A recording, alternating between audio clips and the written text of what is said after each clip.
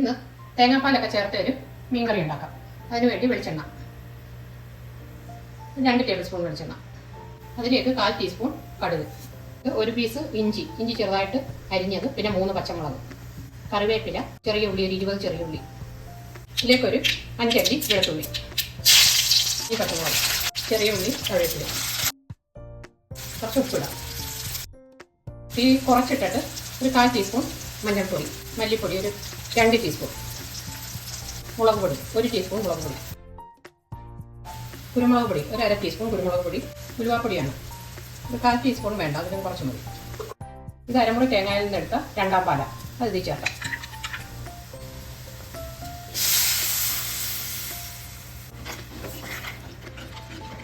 ഒരു ചെറിയൊരു തോട്ടുപുളി ഇതിൻ്റെ ഒരു പീസ്, പിന്നെ മാങ്ങ, ഇത്രയും മാങ്ങ ഇടാം.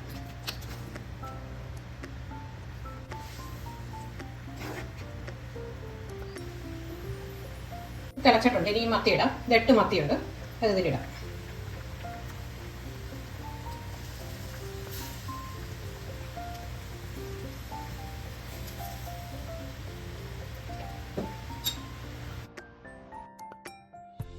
ഇനി നന്നായിട്ടൊന്ന് തിളച്ച് കഴിഞ്ഞിട്ട് ചെറിയ തീയിൽ 10 മിനിറ്റ് കുക്ക് ചെയ്യാം.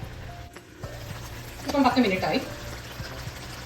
1/2 കപ്പ് 1ാം പാൽ അത് ഇത് ഒഴിക്കാം, ചെറിയ തീയിലിട്ടിട്ട്.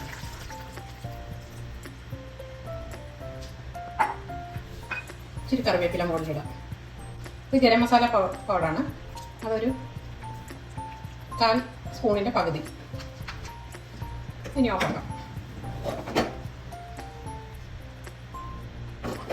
ഇതൊരു 10 മിനിറ്റ് കഴിഞ്ഞ് ഉപയോഗിക്കാം. ഇതിപ്പം 10 മിനിറ്റായി. ഇനി ഇതെടുക്കാം.